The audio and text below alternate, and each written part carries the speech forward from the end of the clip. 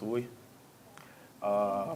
Kwa upande wa maandalizi tumeendelea nayo pale tulipoanza kurudi kutoka katika international break, na tumezingatia maelekezo ya mwalimu kuelekea mchezo unaofuata. Kwa hiyo tunaendelea na maandalizi mpaka siku ya leo. Sawa. Nikaribisha swali kwa mchezaji. Msheni vipi? Sawa. Tunafahamu kwamba golikipa namba 1 Djigui Diarra atakuwa nje kutokana na adhabu ambayo anaitumikia. Wewe ukiwa kama miongoni mwa magolikipa ambao wamesalia, huenda kesho wakapata nafasi hiyo. Unawaamini wana Yanga kutegemea kile ambacho walikuwa wakipata kutoka kwa Djigui Diarra? Okay. Nadhani wote tupo hapa kwa sababu ya kuipambania timu na kuweza kupata katika kupambania timu na kupata matokeo yalikuwa sahihi katika michezo. Kwa hiyo kila golikipa ambaye atapata nafasi ataenda kufanya vizuri katika mchezo huo.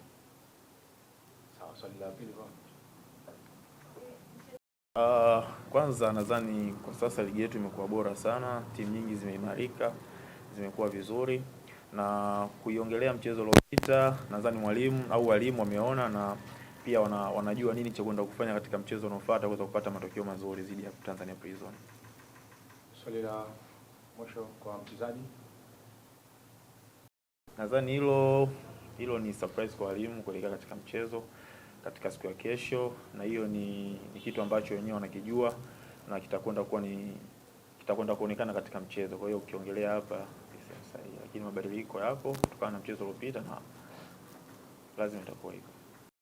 Mashabiki wa Yanga wamekuwa wakitusupport sana katika nyakati zote, na naamini pia katika mchezo huu wataweza kujitokeza kwa wingi kuweza kutupa support na kuweza kushinda michezo hii ambayo ipo mbele kwetu. Shukrani sana.